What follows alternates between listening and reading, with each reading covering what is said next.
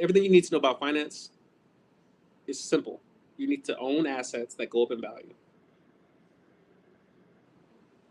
preferably at a higher rate or percentage than your debt. Than your debt. Strategy, when they borrow billions of dollars to buy Bitcoin, it's at less than 1% interest, less than 1%. And so yeah, when Bitcoin goes up 30% in 1 year, it's all profit. It's all profit. And it's not like they're borrowing on margin. No, they're borrowing the money outright, flat rate. And so yeah, focus less on there'll be a lot of propaganda going back and forth as far as, oh no, capitalism is the right way, or socialism is the right way, Marxism. We need to tax the rich. We need universal basic income. No, you need to fix the money. You need to fix the money. Under Bitcoin, if Bitcoin was the medium of exchange for the entire world, everything gets cheaper over time. It's hard to picture that because we've all grown up in a world where everything gets more expensive over time. Yeah, but in a free market, the foundation should be deflation. Deflation in a free market.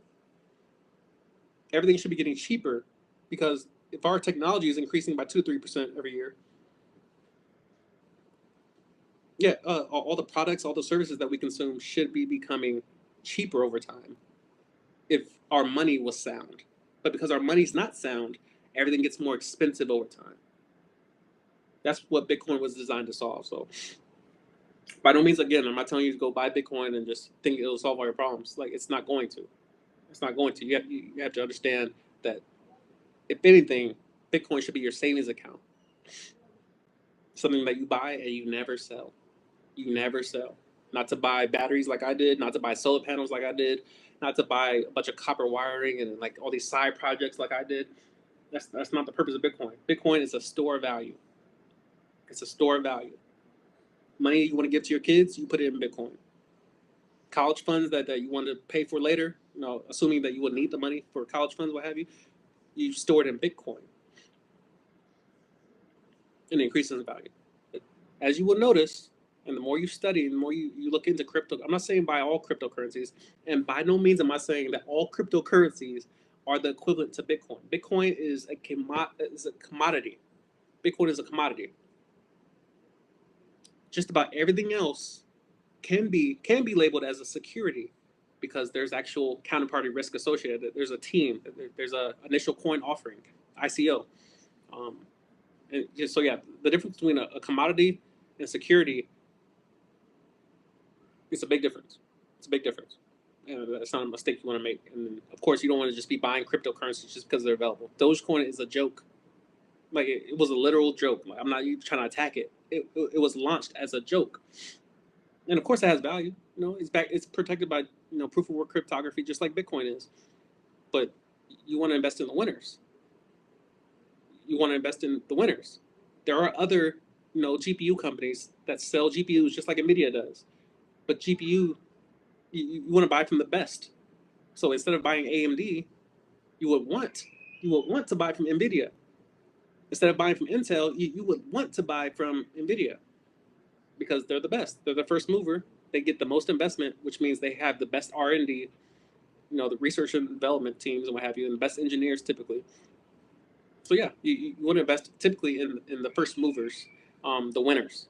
And if you look at the market cap of Bitcoin compared to the other ones, I believe it's like a $2 or $3 trillion market. Is it trillion? Yeah, it's either $2 or $3 trillion market cap, something like that. Yeah, invest in the winners. You don't want second place. You want the first place, and Bitcoin is that. At least in my unprofessional opinion, it's not investment advice. And we'll end with Tanya's last comment. Very interesting topic about Bitcoin. I saw many young people became millionaires because they invested early on. That's how the market flips typically, is that the new generations, they don't have a lot of hang-ups mentally. There's not a ton of barbed wire when it comes to new technologies. They just hop on it. They don't consider their digital footprint. They don't care about they telling their business. They don't care about the consequences. They just over leverage and something new comes out, they just jump on it. That's why all the young people are on TikTok and all the old people are still on Facebook. is because older people don't move as quickly. They're very slow to adopt new technologies. They're very slow. They're critical. They're skeptical. They're like, I don't trust that. I trust my BlackBerry with buttons on it. The iPhone is too much. I was that person that had a BlackBerry Curve until the iPhone 4 came out because I was slow to adopt it. I'm like, I like my buttons. If something goes wrong with my phone, I like my buttons to be present.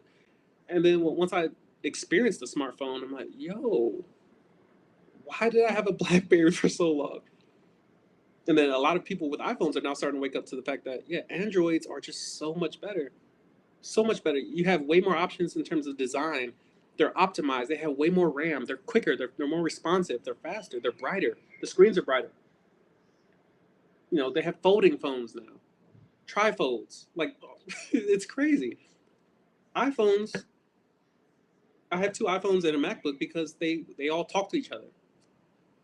Integrated complexity. I enjoy the ecosystem of Apple because it's cohesive, it's predictable, it works. But trust me, that Galaxy Fold 3 calling my name a little bit. You understand? It's calling me. But yeah, old people are typically the last people to adopt new technologies, and it's why they're usually last to benefit from new technologies when the S curve begins. The S curve of adoption is when the first movers, the first 10%, buy Bitcoin at $1. You're like, this is interesting. I'll just buy $5 worth of Bitcoin, and then they become a billionaire out of nowhere. I'm like, well, yeah, they were at the ground floor. That's the whole point of being early, is that you have knowledge that other people don't have. Insider trading is the earliest knowledge you can have. That's why it's illegal.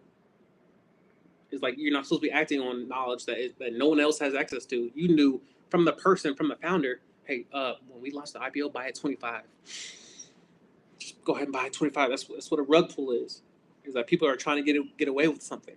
And then when they get the rug pulled from them because they didn't do their due diligence, they did no research, they don't understand what they're investing in, now all of a sudden, they're trying to sue people. So I always encourage people, I don't care what age you are, always ask yourself, what new technology have I been unwilling to research and adopt? There's plenty of new technologies that are yet and still, even today, being invented. New open source software is being dropped every single day. If I were you, I would go to YouTube and just find some AI channels and just subscribe. Just subscribe. So at least it's in your algorithm. Go to TikTok, type in Bitcoin, and just like 5 videos in a row, and then go back to what you were doing. You want it in your algorithm. Type in Ethereum and just put it in your algorithm. Type in AI agents. You want it in your algorithm. For me, Spanish learning. You want it in your algorithm. Sign language. My niece is deaf. I need it in my algorithm. So at least passively, every 110 swipes, I get sign language. What was it? Thank you. Thank you. One last question. Tanya says, are there any other cryptocurrencies that are as good as Bitcoin? No. No. What you will notice when you start studying the different cryptocurrencies is that there are categories. Bitcoin falls in the category of gold, a store of value. You buy gold not because you're trying to buy a candy bar or you're trying to send money across borders. You buy gold because gold retains its value. It's useful today. It was useful 100 years ago. It'll be most likely useful 100 years from now because it's used in circuitry. It's used in all these different, highly advanced, technologies, what have you. It's useful. There's a use for it, and it's rare. It's scarce. Now, it's only scarce by 2% every year because they're constantly digging it out of the ground. So the supply of gold increases roughly 2 to 3% every single year. So it's not exactly scarce because there's more of it. You just dig more, you dig deeper. You go to Antarctica and you drill, and you can get more oil. You can get more natural resources. You can't get more Bitcoin. There's only 21 million. It hasn't all been mined yet digitally, but you only get 450 a day, and people are buying it up. I bought I bought a ton today. So yeah, there are different categories. Ethereum is closer to a contract than a store of value. Ethereum is electronic contracts, where like if I do this, then this happens automatically. There's no middleman that ensures that this was done. It's a protocol that automatically enacts contracts. Also, it has social media on it. Ethereum is a platform. Again, you have to go study. You have to go study because there's Polkadot. I mentioned that earlier. It connects blockchains. So Polkadot will be in between an Ethereum and a Bitcoin so they can communicate, because Ethereum has Bitcoin on it. You can't buy Bitcoin from Ethereum, but Bitcoin can be embedded into an Ethereum blockchain. You got to go study. And again, don't be discouraged when you begin studying if you get overwhelmed. The point of hydration is to be consistent. You drink water over time. You don't drink 2 gallons of water in one sitting and expect to be hydrated. You will drown. You also dilute all your electrolytes. The whole point of hydration is to be consistent with hydration, not intensive with hydration. So when it comes to studying, you want to be consistent with studying. Just a video a day. What? Look up, search. What is the difference between Bitcoin and the U.S. dollar? Start there. Start with how does the U.S. economy work and what is the point of Bitcoin? What problem is Bitcoin designed to solve? Why is everybody so head over heels about Bitcoin? Ask AI. Explain Bitcoin in using the analogy of the Notebook movie, and explain it in terms of in a way that I'll explain. A 30-year-old woman would understand it. There are different ways to study, and you just have to find the best way for you to retain information. For me, it's videos sped up, 1.75 times, 2 times. Like just give me the words, just say it already, so I can hear it. And then I'll go to AI and I'll use metaphors like compare Ethereum and Bitcoin using NFL analogies. I'm like, well, Bitcoin is like your offensive line. It's consistent. Nothing else works if you don't have an offensive line. Ethereum is like, I don't know, tight ends or wide receiver. But again, that's the whole point, is that there's different ways to understand things. And you just find something you already know a lot about and use AI as the middleman to make the crossover seamless. And so you're able to understand things a little bit better. So hope that helps. There are many different categories of cryptocurrencies. A lot in their beginning stages, a lot in their middle stages, a lot in their, like Bitcoin, the OG, like the first mover, the first official crypto that was like, I'm pretty sure it was the first, but it's also the biggest now. It's the most famous. It's the most secure. It's the most, I wouldn't say volatile. I don't think it's the most volatile. It's maturing as an asset now, because again, it's been here for a while. People, you can't hack it. It's protected by proof of work cryptography. You can't hack it using GPUs or CPUs. I can't remember the exact. It's like hash 256. It's a hash function. It's a specific type of machine that you have to have to mine Bitcoin effectively and efficiently. Everything else just does it inefficiently. Like my laptop can mine Bitcoin, but very inefficiently. I will never mine a Bitcoin using my laptop because, yeah, it's not powerful enough. It's not efficient enough.